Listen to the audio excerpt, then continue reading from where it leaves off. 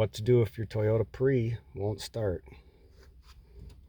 If you're past being able to turn the steering wheel and you put your key in and you go to crank it, and this light right here continues to flash, most likely your key is not the proper key for the car. It might turn the ignition, but it will not start the car.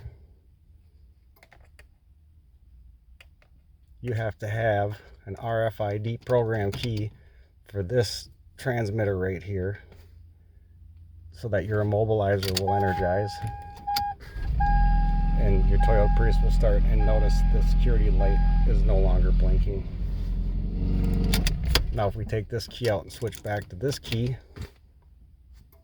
even if you do it 100 million times, still won't start. No ready. Switch back, starts right up. J-Speed, peace out.